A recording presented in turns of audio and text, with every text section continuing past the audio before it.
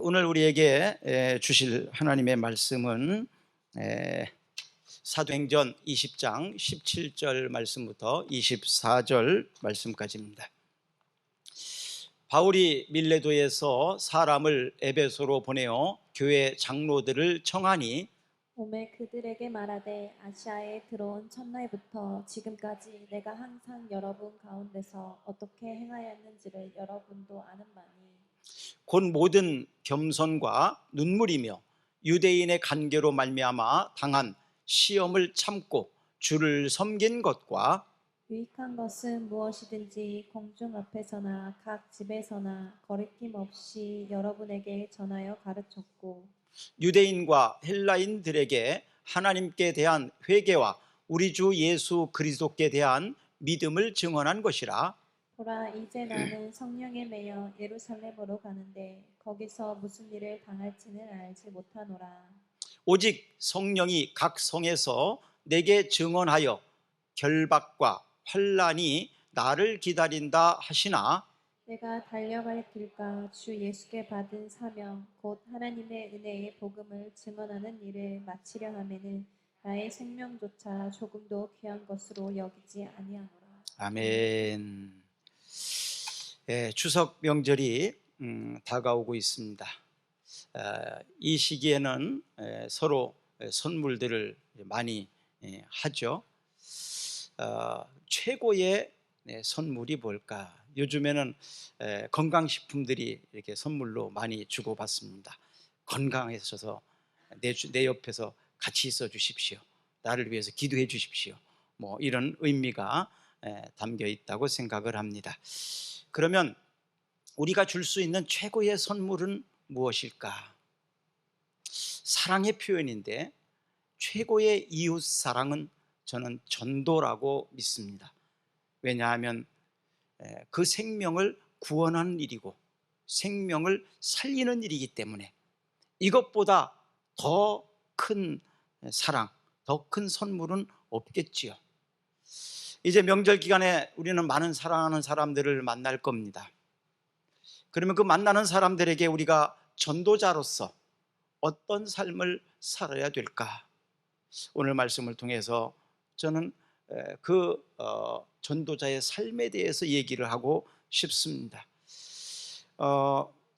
기독교가 한국에 들어와서 많은 변화가 있었는데 그 중에서 특별히 힘과 권력에 의해서 사회가 움직이잖아요.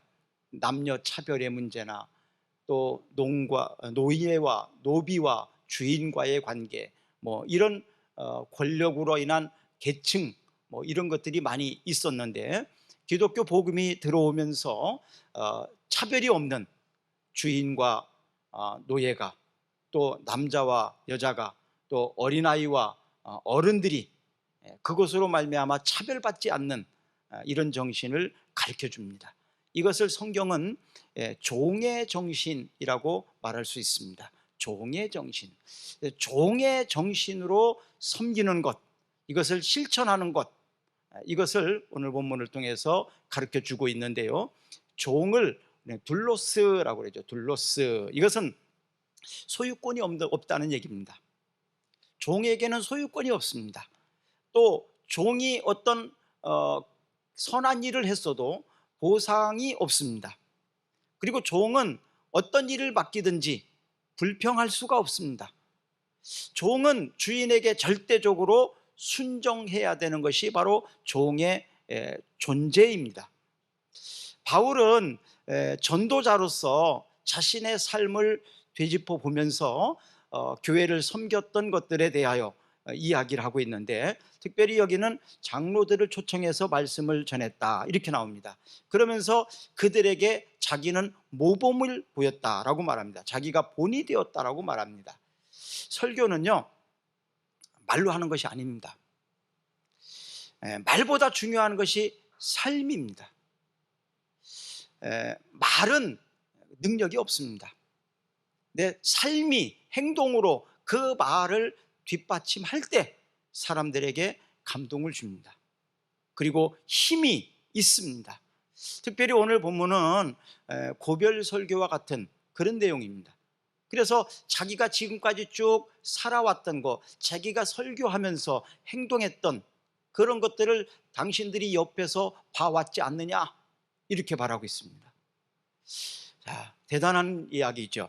그래서 결국 설교를 얼마나 잘했느냐라는 것이 중요한 것이 아니라 말씀대로 얼마나 살아냈느냐, 이것이 더 저는 중요하다고 봅니다. 내가 설교한 대로, 내가 말한 대로 내가 그렇게 살고 있느냐, 또 그렇게 살려고 몸부림치고 애쓰느냐, 이것이 결국 설교를 잘했다, 또 설교를 잘하는 사람들이라고 저는 믿습니다. 자, 20장 35절을 한번 읽어볼까요? 범사에 여러분에게 모본을 보여준 바와 같이 수고하여 약한 사람들을 돕고 또 주 예수께서 친히 말씀하신 바 주는 것이 받는 것보다 복이 있다 하심을 기억할지어다.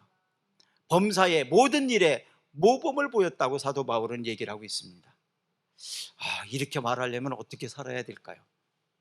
내가 여러분들에게 범사에 모범을 보였다, 쉽게 할 수 있는 얘기가 아니죠. 또 자기가 약한 사람들을 도와줬다고, 그리고 주께서 친히 말씀하신, 직접 말씀하신 것이 주는 것이 받는 것보다 복이 있다라고 말씀하셨는데 늘 그것을 기억하면서 살았다, 이렇게 말하고 있습니다. 받는 것보다 주는 것을 많이 할 수 있는 여러분들이 되기를 바랍니다. 줄 수 있는 건강이 있기를 바랍니다. 줄 수 있는 물질도 있기를 바랍니다. 도와줄 수 있는 힘이 있기를 주의 이름으로 축복합니다. 바울은 자기 자신의 전도 활동을 19절에 보니까 주를 섬긴 것이라고 정의하고 있어요. 한번 읽어볼까요? 곧 모든 겸손과 눈물이며 유대인의 관계로 말미암아 당한 시험을 참고 주를 섬긴 것과, 자, 주를 섬기는 일이 어떤 일이냐? 섬겼다는 얘기는 히브리어로 아바드라고 말하는데, 원래 이 아바드는 성전에서 유대인이나 제사장들이 예배를 위해서, 제사를 위해서 집례하는 그런 일들, 그것을 아바드라고 이렇게 표현을 하거든요. 그런데 그것만이 아니라 모든 일들, 다른 일들까지도 다 주를 섬기는 일이라고 표현하고 있어요.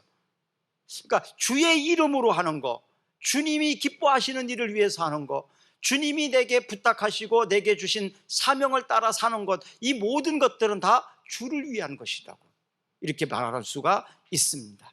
그러니까 사람들을 유익하게 하는 거, 또 교회를 세우는 일, 뭐 이런 것들은 다 주를 위한 일이겠죠. 20절도 한번 읽어볼까요? 유익한 것은 무엇이든지 공중 앞에서나 각 집에서나 거리낌 없이 여러분에게 전하고 가르치고. 그러니까 주의 이름으로 했다는 얘기는 우리식으로 표현하면 심부름했다, 이렇게 표현하면 좋을 것 같아요. 주님이 내게 심부름을 시켰어요. 그러면 우리는 주님이 시킨 대로 하는 거죠. 심부름을 한 거죠. 이것 좀 가져다 주거라.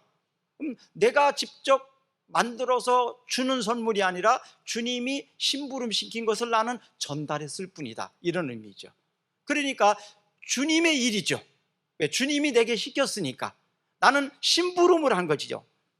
그래서 목회자는 누구냐? 목회자는 교회를 위해서, 또 교회가 유익한 것을 위해서 생각하고 실행하는 사람, 그러니까 교회의 유익을 위해서 존재하는 것이 저는 목회자라고 믿습니다. 교회의 유익이 되지 않는다면 목회자로 있지 말아야 되겠죠. 그럼 오늘날 정치인들은 누굽니까? 정치인들은 국민들을 위해서 있는 사람들입니다. 국민들이 정치를 잘하고 하라고 그들에게 월급을 주고 활동비를 줍니다. 그런데 요즘에는 이상하게 국민들의 세금이 자기 돈인 것처럼, 선심 쓰는 것처럼, 우리 돈인데 자기가 자기 거를 주는 것처럼 생색을 내는 모습을 봅니다. 이것은 거꾸로 가는 거죠. 거꾸로 가는 거예요. 공무원들은 누굽니까? 공복입니다. 공복. 국민들을 위해서 심부름하는 사람들입니다. 권력을 주어졌을 때 어떤 힘이 주어졌을 때 그 힘을 주신 분이 왜 주었는지 그것을 알아야 됩니다. 사도 바울은 이 일은 모든 일에 있어서 모범을 보였다라고 말합니다. 그러니까 하나님의 은혜의 복음을 증언하는 일, 이 일을 위해서는 자기가 목숨도 아끼지 아니하고 했다, 그렇게 얘기하고 있습니다. 자, 선택이라는 걸 그러면 잘 생각해 보십시오. 하나님이 나를 선택하셔서 내게 심부름을 시켰어요. 그러니까 이것은 하나님이 나를 선택하셔서 하나님 나에게 심부름을 시키신 거예요. 내가 하고 싶어서, 내가 원해서 라기보다도 하나님 나를 선택하셨다는 측면이에요. 내가 원해서 할 때는요, 내가 원하지 않으면, 또 상황이 달라지면 안 할 수도 있어요. 내가 원해서 하는 일이니까, 상황이 달라졌으니까 난 안 할 수도 있어요. 내가 약속했지만 그 약속이 지금 상황이 달라졌으니까 그 약속을 나는 못 지키겠다. 이것은 바로 내가 원했어, 내 생각으로 할 때 그렇게 말할 수 있는 거예요.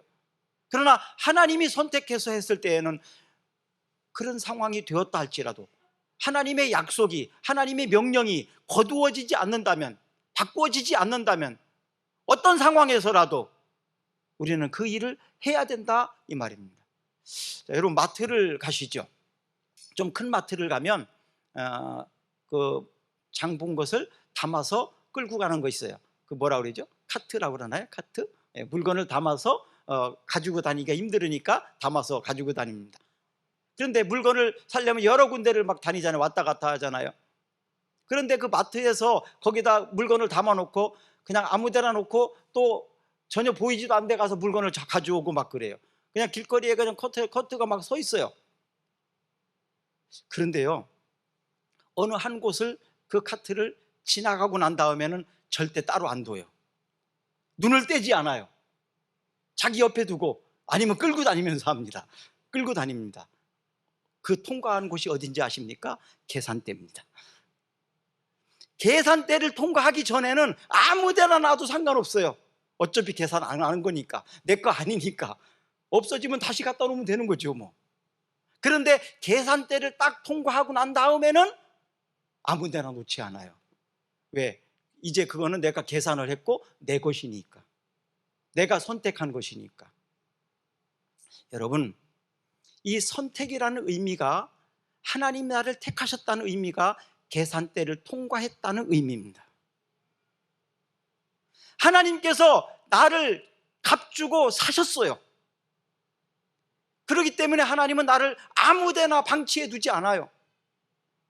이 사람 저 사람이 가져가도록 그냥 두지 않습니다. 눈동자처럼 지킵니다. 왜? 내 것이니까, 내가 값주고 계산했으니까. 바로 그리스도인이라는 의미는 그것입니다. 우리는 예수 그리스도의 피로 값주고 사신 하나님의 아들이고 하나님의 딸입니다. 하나님이 나를 선택하신, 우리는 하나님의 사람이라는 사실입니다. 그렇기 때문에 하나님의 소유고 하나님이 나를 지켜주시는 거예요. 그리고 하나님 나를 책임지시는 것입니다. 자, 그 하나님께서 우리에게 명하신 거예요. 심부름하라고, 이거 하라고.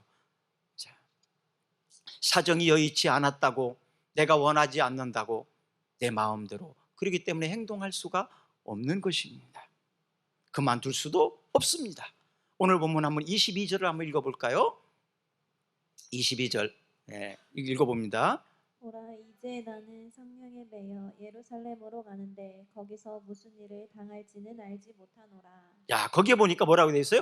성령에 매여, 이렇게 나옵니다.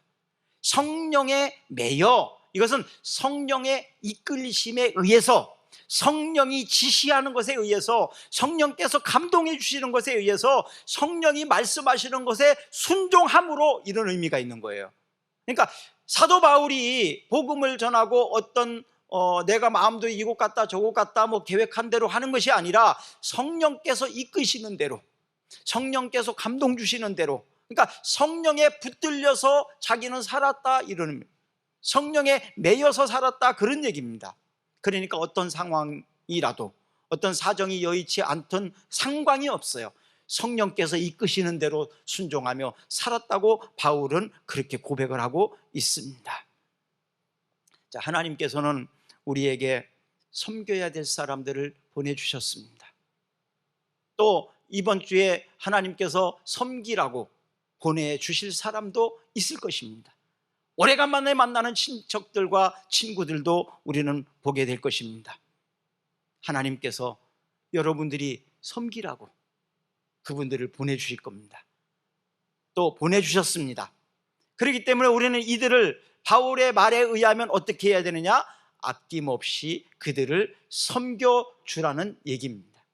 누가복음 17장 7에서 7절부터 11절까지를 한번 읽어볼까요? 너희 중 누구에게 밭을 갈거나 양을 치거나 하는 종이 있어 밭에서 돌아오면 그더러 곧 와 앉아라 먹으라 말할 자가 있느냐? 도리어 그더러 내 먹을 것을 준비하고 띠를 띠고 내가 먹고 마시는 동안에 수종 들고 너는 그 후에 먹고 마시라 하지 않겠느냐? 명한 대로 하였다고 종에게 감사하겠느냐? 이와 같이 너희도 명령 받은 것을 다 행한 후에 이르기를 우리는 무익한 종이라 우리가 하여야 할 일을 한 것뿐이라 할지니라. 종은 그냥 명한 대로 할 뿐이에요. 그거 했다고 보상을 요구하거나 칭찬을 요구하거나 그럴 자격이 없어요. 나는 그냥 해야 될 일을 당연히 했을 뿐이다라고 말하는 것입니다.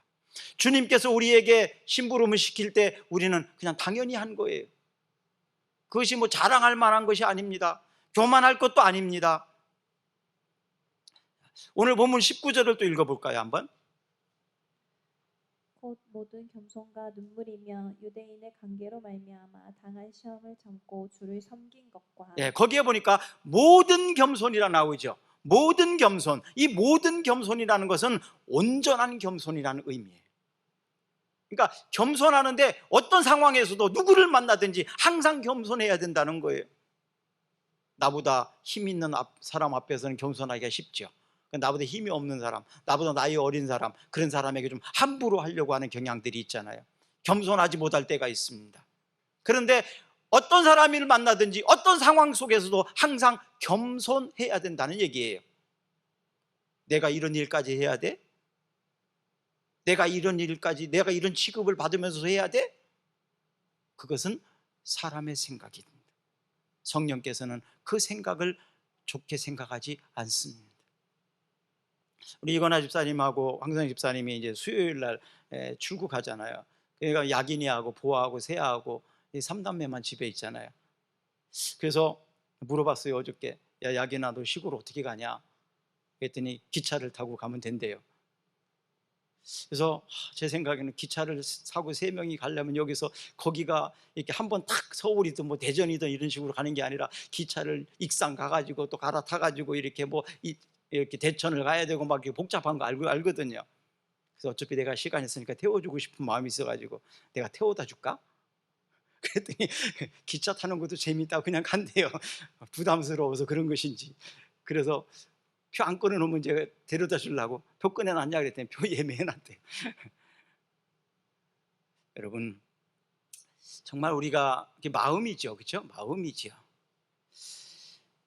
우리가 어떤 상황에서든 누구든 종으로서 섬기는 자세를 가져야 된다는 거예요. 아마 이제 사람들을 만났을 때 억울한 일을 만날 겁니다. 또 어떨 때는 좀 나를 종 취급하는 사람을 만날 수도 있습니다. 그럴 때 이런 생각이 들 겁니다. 내가 무슨 종이냐? 나는 하루 종일 부엌에서 설거지하고 음식 준비하고 자기들은 앉아가지고 저러고 있고 내가 종이냐고, 억울하다고, 나를 왜 종 부리듯이 그러냐고 좀 섭섭한 일이 생길지도 몰라요. 이때 기억하십시오. 이때 기억하십시오. 그래, 너는 종이다. 주께서 우리에게 그래, 너는 종이 되거라. 종이 되거라. 주께서 그렇게 말씀하셨어요. 종처럼 섬기라고. 주님이 그렇게 말씀하셨으면 할 수 있잖아요. 왜? 우리는 주님의 종이니까요. 주님이 그렇게 말씀하셨는데 안 할 사람이 어디 있습니까? 주께서 그렇게 말씀하시는데 우리는 그럴 때 기쁨으로 할 수 있어요. 즐겁게 할 수 있어요. 왜? 주님을 섬기는 일이니까요. 죽게 하듯 할 수 있는 일이니까요. 여러분 기꺼이 종이 되시기를 바랍니다. 주님이 기뻐하십니다. 주님이 보상하실 것입니다. 주님이 알아주실 것입니다. 기꺼이 종이 되십시오. 그렇게 되면 여러분들이 섬겼던 그 사람들이 전도자로서 이제 주님 앞으로 돌아오는 역사가 있기를 주의 이름으로 축복합니다. 그런데 내가 종이냐고 그러면 그 순간 사단이가 들어가서 가정에 환란이 오고 그리고 그들의 영혼을 구원할지 못할 수 있습니다. 사단이 역사하지 못하도록 종이 되시기를 바랍니다. 그리고 그들을 구원할 수 있는 기회가 되기를 주의 이름으로 축복합니다. 요한복음 2장 5절 한번 읽어볼까요? 그의 어머니가 하인들에게 이르되 너희에게 무슨 말씀을 하시든지 그대로 하라 하니라. 이것은 가나운인 잔치에서 포도주가 떨어졌어요. 그래서 하인들이 이제 예수님의 말씀을 듣고 물을 떠다 줘서 포도주가 되는 과정이잖아요. 근데 하인들은 예수님은 아직 그 주인 역할을 하는 상황이 아니니까 예수님의 어머니 마리아가 하인들을 불러다가 당부를 합니다. 예수님께서 무슨 말씀을 하시든지 그대로 해라. 예수님은 아직까지 한 번도 기적을 행하신 적이 없어요. 능력을 행하신 적이 없어요. 이때까지는. 이것이 첫 번째 능력을 행한 일이 되는 거예요. 그러니까 예수님에 대해서 사람들이 기대도 않죠. 왜? 능력을 행한 적도 없고 그랬으니까. 그냥 평범한 그냥 한 남자 아닙니까? 그런데 예수님의 어머니는 주인의 친척이니까, 그러니까 하인들로 볼 때는 주인이잖아요. 그러니까 이 마리아의 말을 들을 수밖에 없죠. 하인들을 불러다가 당부를 합니다. 예수님이 무슨 말씀을 하시든지 그대로 해라. 이것은 주인이 종들에게 명령한 거기 때문에 이 하인들은 그렇게 할 수밖에 없습니다. 그래서 그 하인들은 예수님 무슨 말씀을 하셨는지 이해가 되는지 안 되는지 뭐 논리적으로 맞든지 안 맞든지 이런 거와 상관없이 그냥 마리아가 당부를 했기 때문에 그 하인들은 그대로 한 겁니다. 결국 물이 변하여 포도주가 되는 역사를 경험하게 됩니다. 기적을 경험하게 된 것이지요. 첫 번째 이적을 경험하는 하인들이 된 것입니다. 그리고 그것을 떠다 줬을 때 연회장에서 수많은 사람들이 이 하인들을 칭찬했어요. 어디서 이렇게 좋은 걸 가져왔냐고 칭찬을 받게 된 것입니다. 순종할 때 이런 기적의 역사를 경험하게 됩니다. 이렇게 순종할 때 여러분들의 가족이 구원되는 역사가 있기를 축복합니다. 모든 것이 주님께로부터 왔다는 사실을 인정하게 되면 사람이 겸손해집니다.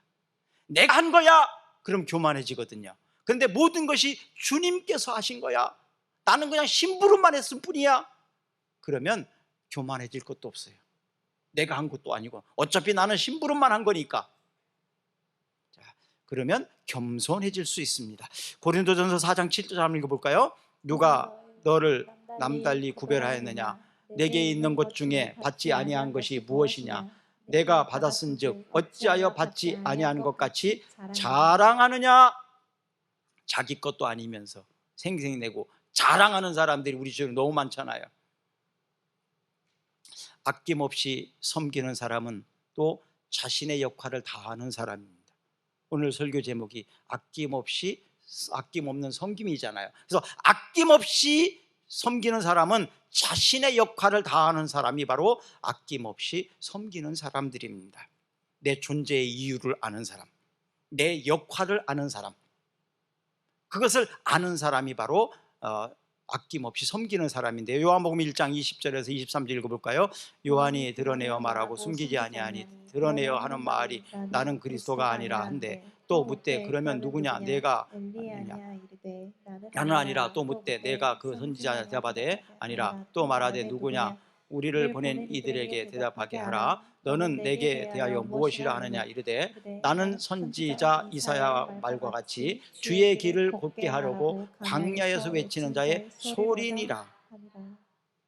그냥 나는 소리다, 나는 그냥 스피커다, 그런 얘기예요.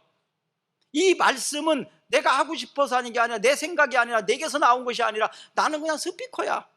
내게 말씀하라고 그냥 전하는 것을 전달하는 스피커. 이 스피커는 그냥 전달만 하는 거죠. 스피커가 스스로 말을 만들어내서 할 수 있는 게 아닙니다. 내가 말한 것을 받아서 전하는 게 스피커잖아요. 바로 이 요한은 스스로를 그렇게 말하고 있습니다. 난 그냥 스피커야. 난 아무 존재가 아니야. 그냥 나는 전달하는 것 뿐이야. 나는 그냥 심부름만 할 뿐이야. 이런 얘기입니다. 또 아낌없이 섬기는 사람은요, 자기보다 다른 사람을, 남을 더 낮게 여기는 사람입니다. 빌립보서 2장 3절 읽어볼까요? 아무 일에든지 다툼이나 허용을 하지 말고 오직 겸손한 마음으로 각각 자기보다 남을 낮게 여기고. 다툼으로나 허용으로 하지 마라. 자, 이번 명절에 다투지 마십시오. 허용으로 하지 마십시오. 그리고 겸손한 마음으로 나보다도 상대방을 낮게 여기는, 상대방을 세워주는 말을 하시기 바랍니다. 나를 내세우지 마십시오. 나를 자랑하지 마십시오. 상대방을 높여주고 상대방을 칭찬해주고. 그렇게 한다면 이번 명절이 여러분들의 가정 천국을 경험하게 될 것입니다. 그리고 내가 상대방을 높여주면 그는 나를 높여주게 돼 있어요. 자, 한번 읽어볼까요? 마태복음 20장 26절에서 27절입니다. 너희 중에는 그렇지 아니하. 너희 중에 누구든지 크고자 하는 자는 자기를 섬기는 자가 되고, 너희 중에 누구든지 으뜸이 되고자 하는 자는 너희의 종이 되리라 하리라.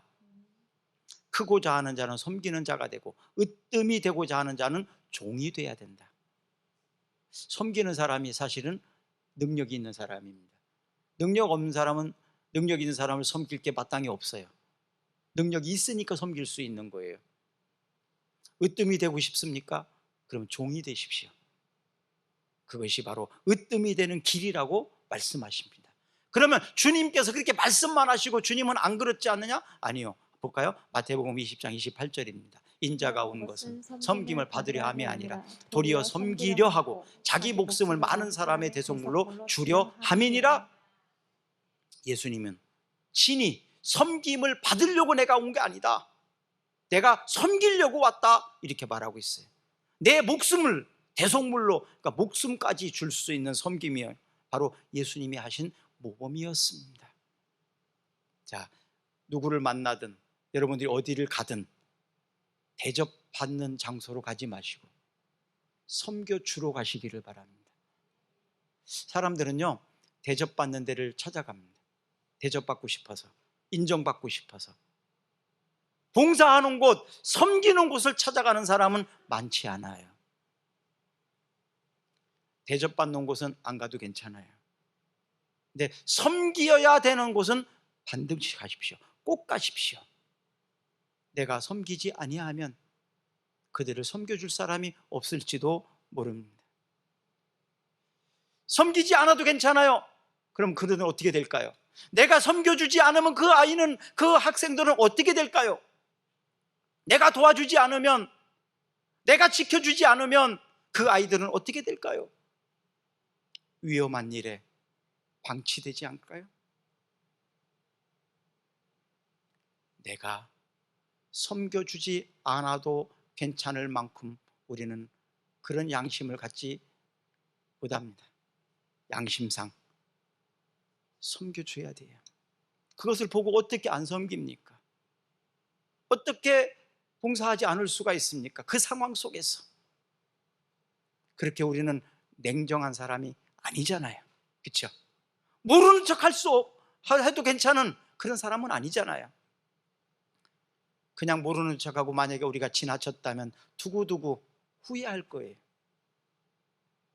그때 좀 해줄 걸, 섬겨줄 걸, 그때 이렇게 행동을 할 걸, 후회가 되지 않겠습니까? 그래서 바울이 오늘 말씀에서 자기 자신을 되돌아보면서 말했던 것처럼 저도 요즘에 그런 생각을 많이 해봅니다. 옛날에 내가 이렇게 할 걸, 그랬던 후회했었던 일들이 있거든요. 그때를 생각해 봅니다. 내가 그냥 지나쳤을 때, 내 이익을 위해서 모르는 척 했을 때, 그리고 내 이익을 위해서 내가 나를 주장하고 그렇게 했을 때, 그 후에 제가 후회를 한 적이 많거든요. 그때 좀 참을 걸, 내가 좀 힘들었어도 내가 해줄 걸, 내가 양보할 걸, 그러지 못한 것에 대해서 두고두고 사실은 마음이 안 좋거든요. 근데 다시 할 수는 없잖아요. 다시 돌아갈 수는 없지 않습니까? 그래서 요즘엔 그런 생각을 합니다. 후회할 짓을 하지 말자. 또 그렇게 할 걸이라는 생각하지 않도록 이제 하자. 기회가 왔을 때 외면하지 말자. 내가 섬겨주자. 내가 참자. 이런 결단을 자꾸 해봅니다.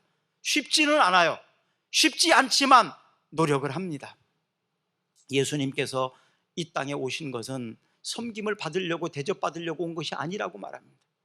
오히려 섬기려고 왔다고 말씀하시고 목숨을 많은 사람을 대속물로 주려고 오신 거예요. 베드로가 그러면 안 됩니다라고 말했을 때 오히려 단호하게 베드로에게 닥쳤죠. 사단아 물러가라. 왜 내 일을 방해하려고 하냐? 왜? 인간적인 생각으로 베드로의 말이 좀 위로가 되잖아요. 주님 왜 십자가를 지시려고 합니까? 주님 왜 그 고난의 길을 가려고 하십니까? 주님은 그냥 좋은 길을 가십시오. 주님은 꽃길을 가십시오. 제가 그 길 가겠습니다. 베드로는 사실 그런 심정이거든요. 그런데 주님은 그 베드로를 단호하게 물리칩니다. 여러분, 나중에 후회하게 되거든요. 지금 안 하면, 외면하면, 모르는 척하면, 나 편하려고 좀 쉬면. 그래서 명절 때 후회하지 않기를 바랍니다. 오래간만에 왔는데 대접받고 싶어서, 사랑받고 싶어서 그럴 때 그냥 조금 더 움직이시고 조금 더 하십시오. 그러면 명절 끝나고 난 다음에 잘했다, 애썼다, 스스로에게 그런 마음이 듭니다. 근데 그렇게 하지 않으면 아이고 좀 더 잘해줄 걸, 내가 수고할 걸, 내가 좀 그냥 그렇게 보낸 것이 마음이 아프네, 그런 생각이 드는 것입니다. 그렇게 후회하지 않기를 축복합니다. 아멘. 자, 그 다음에 아낌없이 섬기는 사람은요, 눈물로 섬겼다. 바울은 바로 이런 눈물로 일을 했습니다. 시편 126편 5절과 6절 한번 읽어볼까요? 눈물을 흘리며 씨를 뿌리는 자는 기쁨으로 거두리로다. 울며 씨를 뿌리러 나가는 자는 반드시 기쁨으로 그 곡식단을 가지고 돌아오리라. 눈물로 씨를 뿌리는 자는 기쁨으로 곡식단을 가지고 오겠다고 성경이 약속하고 있습니다. 이 약속대로 기쁨의 단이 여러분들에게 있기를 바랍니다. 자, 히브리서 5장 7절 또 읽어볼까요? 그는 육체에 계실 때에 자기를 죽음으로써 능히 구원하실 이에게 심한 통곡과 눈물로 간구와 소원을 올렸고 그의 경건하심으로 말미암아 들으심을 얻었느니라. 또 고린도후서 2장 4절입니다. 내가 마음으로 큰 눌림과 걱정이 있어 많은 눈물로 너희에게 썼노니 이는 너희로 근심하게 하려 한 것이 아니요 오직 내가 너희를 향하여 넘치는 사랑이 있음을 너희에게 알게 하려 함이라. 정말 눈물 흘릴 만한 힘들고 어려운 일을 만났을 때 사람들에게 눈물을 보이지 말기를 바랍니다. 사람들에게 위로를 받으려고 하소연하지 말기를 바랍니다. 이유가 있어요. 사람들 앞에서 눈물 흘리면요 안 돼요. 눈물은요 하나님 앞에서 흘리는 겁니다. 조용히 뒤돌아가서 하나님의 그럴 때 위로가 있습니다. 사람들에게 눈물을 흘리면요 그 자리에서 사람들이 위로할 수 있어요. 나를 격려해 줄 수도 있고 알아줄 수도 있어요. 그런데 시간이 지나고 나면요 그거 다 약점입니다. 부끄러움으로 남습니다. 그런데요 사람들 앞에서 울지 않고 하나님 앞에서 울면요 하나님의 위로를 받습니다. 그리고 하나님의 격려를 얻습니다. 그러면요 하나님은 세상에서 사람 앞에서 울지 않도록 나를 세워주십니다. 나에게 능력을 주십니다. 사람들 앞에 울지 마십시오. 사람들에게 약해지지 마십시오. 사람들 앞에서는 강하십시오.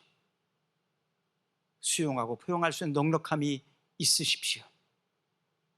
힘들고 어려울 때 하나님 앞에 엎드리세요. 하나님 앞에 우는 사람은 세상에서 울지 않습니다. 세상에서 운다는 것은 하나님 앞에서 안 울어서 그래요. 하나님 앞에 울면 세상에서 절대 울 일 안 생깁니다. 하나님 앞에서 눈물 흘리는 여러분들이 되시기를 바랍니다. 그리고 하나님이 위로하시고 하나님이 채워주시는 것을 경험하기를 축복합니다. 그건 저의 간증입니다. 저의 경험입니다. 자, 시험을 이제 참아야 되는 게 생기는데요, 시험은 인내해야 됩니다. 시험을 인내해야 됩니다. 사람들이 왜 시험을 당할까? 왜 사람들은 시험에서 인내하지 못할까? 인내는 두 가지 의미가 있는데요, 헬라어로 히포모네라는 단어가 있는데, 이것은 환경과 상황 때문에 당하는 시험이에요. 환경과 상황에서. 그리고 사람과의 관계에서 시험이 있는데, 마크로두미아 이것은 인간관계에서 생기는 시험입니다. 이런 시험이 올 때 어떻게 해야 되느냐? 인내하라는 거예요. 참고 견디라는 얘기예요. 참고 기다리고 포용하면서 견디는 것입니다. 그래서 야고보서 5장 7절에서 11절에서는 이렇게 말합니다. 그러므로 형제들아, 주께서 강림하시기까지 길이 참으라. 보라, 농부가 땅에서 나는 귀한 열매를 바라고 길이 참아 이른 비와 늦은 비를 기다리나니, 너희도 길이 참고 마음을 굳건하게 하라. 주의 강림이 가까우니라. 주님 바라보고 참는 거예요. 농부가 곡식 거둘 때를 생각하면서 참고 하는 것입니다. 자, 오늘 본문 24절 한번 읽어볼까요? 내가 달려갈 길과 주 예수께 받은 사명 곧 하나님의 은혜의 복음을 전하는 일을 위하여 마치려 하면은 나의 생명조차 조금도 귀한 것으로 여기지 아니하노라. 자, 여기에서는요, 생명을 아끼지 아니하고 목숨 걸고 죽을 각오로, 그런 뜻이에요. 목숨 걸고 죽을 각오로 하면 못할 게 없습니다. 목숨 걸고 죽을 각오로 하면 무엇이 두렵습니까? 뭘 못 견디겠습니까? 어떤 상황이라도 견뎌낼 수 있어요. 목숨을 걸고 하는 사람은요, 뭔가를 해냅니다. 목숨을 걸고 하는 사람에게는 생명을 얻게 됩니다. 자, 그러면 우리가 이제 명절 때 사람들을 만났을 때 이 말을 했으면 좋겠어요. 정말 애썼다고, 수고했다고, 내가 뭘 해줄까 하고 막 이랬을 때 딱 한 가지 얘기하면 돼요. 전도자, 우린 전도자 아닙니까? 예수 믿고 너도 천국 갔으면 좋겠다. 나의 한 가지 소원은 당신이 예수 믿고 천국 같이 가는 거야. 이 엄마의 소원은 네가 예수 믿고 나와 함께 천국 가는 거야. 천국과 지옥은 반드시 분명히 있어. 나는 천국 가는데 너는 지옥 가는 거 내가 어떻게 보겠니? 나도 너 따라서 지옥 갈까? 한번 물어보세요. 그러면 엄마도 예수 믿지 말고 교회 다니지 말고 나하고 같이 지옥 가자고 그럴 자식이 있을까요? 그럴 자식이 있을까요? 아마도 없어요. 너도 예수 믿고 천국 가자. 그리고 하나님 앞에 섰을 때 뭐 하다 왔냐고 말하면 네가 주님을 위해서 한 일이 뭐가 있니? 아무것도 내놓을 게 없다면 얼마나 부끄럽겠니? 이제 좀 정신 차리고 같이 주님 일 좀 하자. 하나님 앞에 좀 부자가 됐으면 좋겠다. 천국에서 만나보자. 그날 아침 거기서 마지막 죽는 순간 자식의 손을 붙잡고 남편의 손을 붙잡고 그렇게 바랄 수 있습니까? 천국에서 만나보자. 그날 아침 그 문에서. 적어도 하나님 나라에 대한 확신이 있는 사람은, 예수 믿는 확신이 있는 사람은, 구원의 확신이 있는 사람은 저는 이 말을 반드시 할 거라고 믿습니다. 왜? 내가 너무 사랑하는 가족이니까요. 우리는 이 명절 때 우리 사랑하는 가족들을 만나게 될 텐데 그들에게 가장 큰 선물을 좀 전했으면 좋겠어요. 그 선물을 전달하기 위해서 진심으로 내가 너를 이렇게 사랑하는 것에 대해서 내 진정성이 있다는 것을 보여주기 위해서, 그래서 아낌 없는 섬김을 통해서 그들에게 보여줬으면 좋겠어요. 그래서 전도자로서 열매가 있었으면 좋겠습니다. 요한복음 12장 24절 내가 진실로 진실로 너희에게 이르노니 한 알의 밀이 땅에 떨어져 죽지 아니하면 한 알 그대로 있고 죽으면 많은 열매를 맺느니라. 자, 이 각오로 이제 우리는 한 주간 살아갈 겁니다. 그런데 때로는 비난이 있을 수 있습니다. 때로는 방해가 있을 수 있습니다. 시험이 찾아올 수 있어요. 알아주지 않으면 열정이 식어지고 또 내가 하는 일에 부담감이 생기기도 하고 그래서 포기하고 그냥 한바탕 하는 그런 일이 없기를 바랍니다. 금년 명절은 반드시 여러분들이 하나님의 사랑을, 하나님 우리에게 주신 부탁을, 심부름을 잘 감당하셔서 아름다운 열매가 있었으면 좋겠습니다. 우리 같이 기도하겠습니다. 너희가 그리스도의 고난에 참여하는 것으로 즐거워하라. 이는 그의 영광을 나타내실 때에 너희로 즐거워하고 기뻐하게 하려 함이니라. 전도자로서의 열매를 맺기를 원합니다. 의의 면류관을 쓰기를 원합니다. 생명의 면류관이 내게 예비되어 있다는 사실을 잊지 않게 하옵소서. 힘들고 어려워도 진정성을 알아주지 않아도 주님이 내게 부탁하셨으니, 주님이 내게 명령하셨으니 성령에 매여서 이번 명절을 살아내게 하옵소서. 마음의 결단이 우리가 말로 한 것이 이제는 우리의 행동을 통해서 열매가 나타나게 하여 주옵소서. 저들이 가는 길에 성령께서 동행해 주시고 능력으로 함께 하셔서 하나님의 사람인 것을 알게 하시고 저들의 말이 그냥 단순히 사람의 말이 아니라 하나님이 하시는 말씀으로 들려지는 역사가 있게 하셔서 가정 천국, 가정의 구원을 이루게 하여 주시옵소서. 예수 그리스도의 이름으로 기도드리옵나이다. 아멘. 우리 다 같이 일어나셔서 찬양하겠습니다.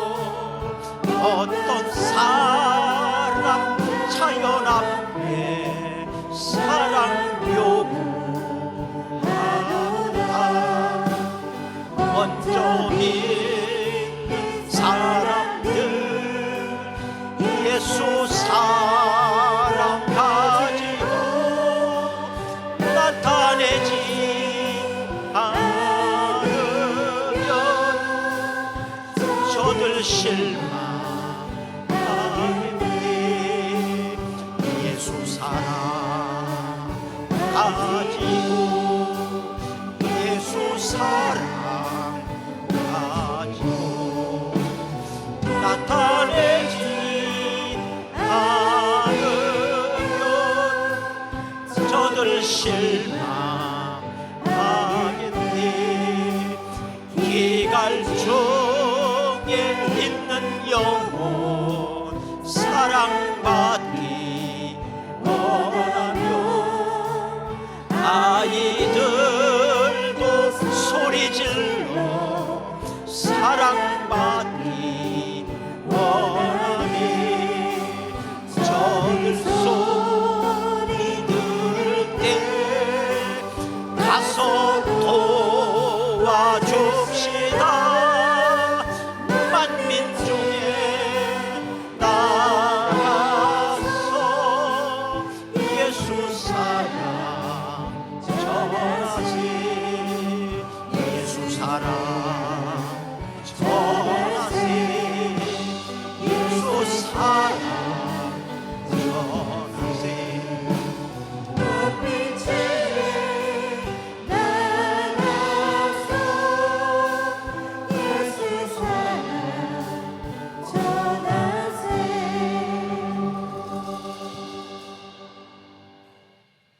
이제는 우리 주 예수 그리스도의 은혜와 독생자 아들 예수까지 보내주신 하나님의 크신 사랑과 성령의 충만 역사하심이 예수 사랑 나타내기를 소원하는 모든 그들의 심령과 그들의 가정과 자녀들과 그들의 직장과 사업장 위에 지금으로부터 영원히 함께 하시기를 간절히 축원하옵나이다.